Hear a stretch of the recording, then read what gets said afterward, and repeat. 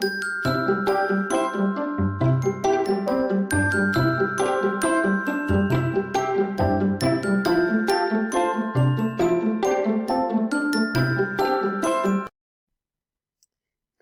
How is everybody?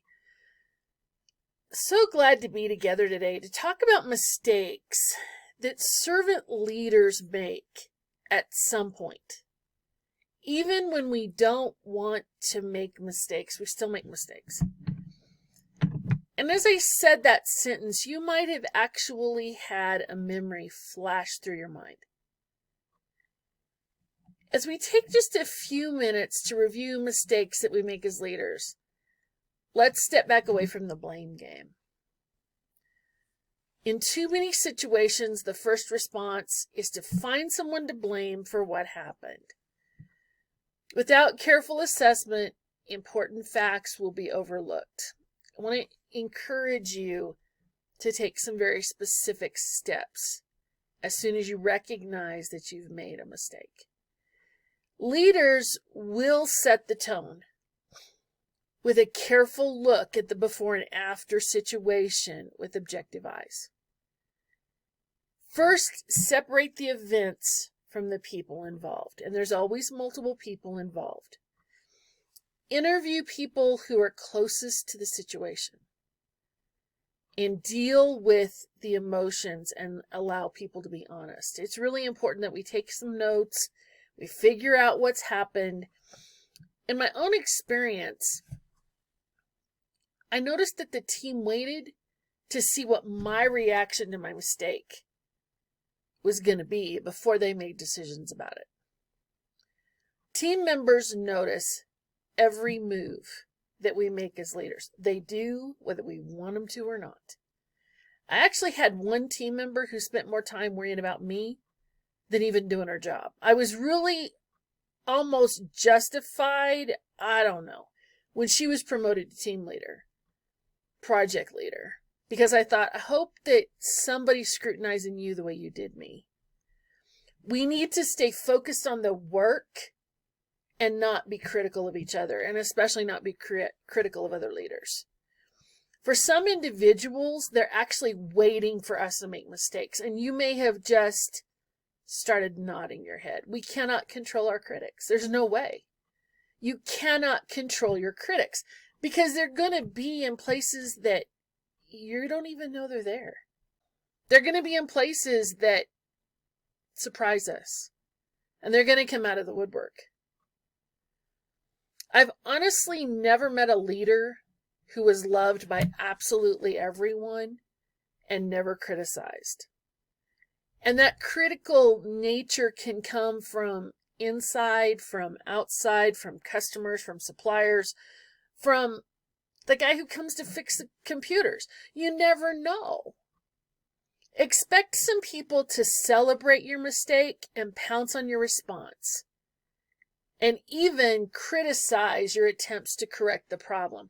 Those are the kinds of things that when you expect the worst, they usually turn out better than you're expecting. Really. As long as nobody's bleeding, we can recover from most things. If somebody's bleeding, call 911. As long as we don't ignore the mistake. And this was a huge lesson for me very, very early in my career.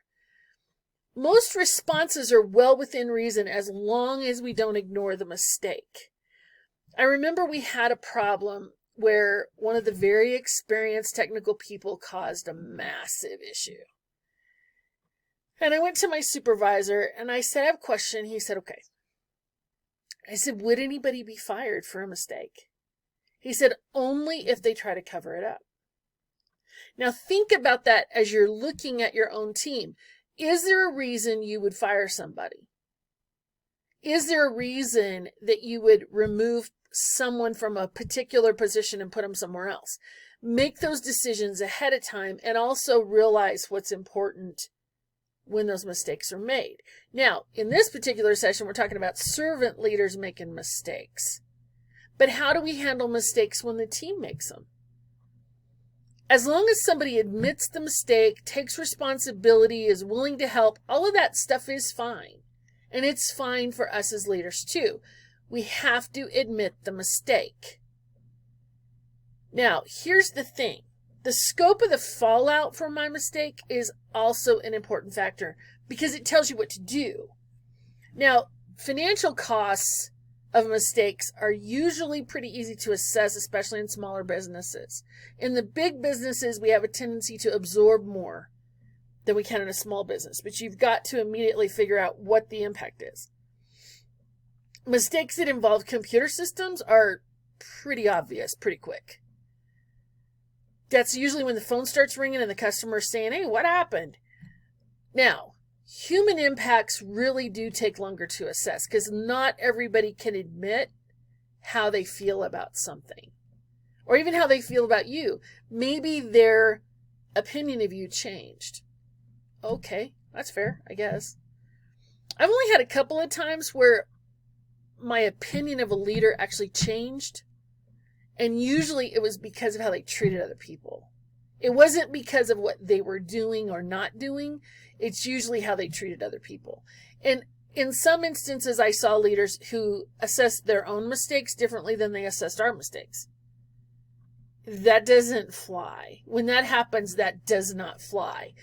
Because people want to be treated fairly. Now, other leaders I've seen treat themselves so harshly, it's not fair. And you can't talk them out of it. But don't run yourself up the flagpole or, good grief, don't quit your job or close your business for a mistake. Almost everything can be recovered. Almost everything. Sometimes it's going to be expensive. Sometimes you're going to have to call in an expert to help you recover. But the importance of meeting with the right people honestly cannot be overstated. You've got to assess what happened. Ask direct questions of anybody who wants to speak with you, and I mean anybody. Require each person to be respectful. And man, draw some boundaries around this real fast. There's no cause for rudeness and emotional abuse following a mistake. There is no reason for throwing things, for breaking things, for putting anybody in any kind of physical danger. That's out of line. And don't tolerate it. As the leader, do not tolerate it, and don't be the reason that it's happening either. Now, how about knowing the culture of your workplace? This is huge. In some places, a mistake is overemphasized, and the culture will determine that. In some workplaces, the gossip is just rampant. Take this into account when you're deciding who you're going to include in this conversation. I have always set priorities on the closely involved people before trying to apologize to everyone. Sometimes the person who makes the mistake makes the situation worse by how they handle it. Because all of a sudden they're in the hall talking at the top of their lungs, and there's 20 people that now know about it that didn't need to know about it. Be careful of how large you make something. Because remember, everybody's going to go home that evening. Everybody's going to have contact with people outside the company. Keep it restrained to the size of the mistake that it really is. The focus of the workplace must always be the work at hand. Now, there's some people who disagree with me on that. I really and truly do not include very many people when I'm trying to correct a mistake. I just won't do it. Because you absolutely have to keep the work moving. The customers have to be taken care of. Regardless of what kind of business you're in, if the customers aren't taken care of, where's the income coming from?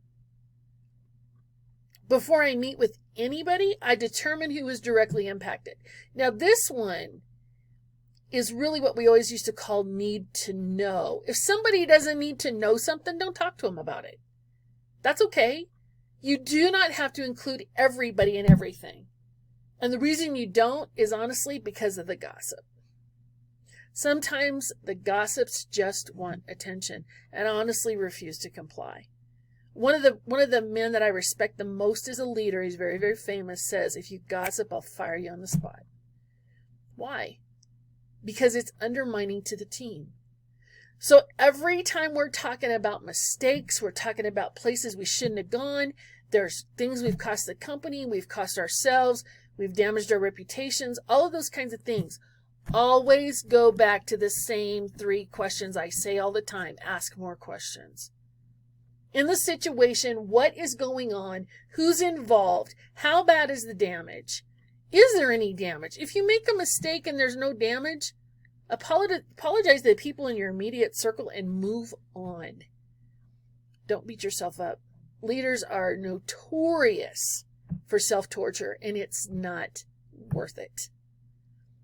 I will not spread the news about my mistake and make the situation worse. And I encourage you to not take those tracks. If you honestly have to beat yourself up, go home and do it. It does not belong in the workplace. Wisdom is an important part of knowing who to include in your conversations. Ask questions of the right people. Ask questions of the people you care about to prevent it again. Ask questions at home if you need to. But don't make the mistake that you made at work worse than it really was. Again, as long as somebody's bleeding, in all honesty, move on. Forgive yourself. Forgive the team. Recover from it with a good plan. Involve the right people to come back from it. Thank you for listening. Have a great day. I wish you all success. I really do. Have a great day.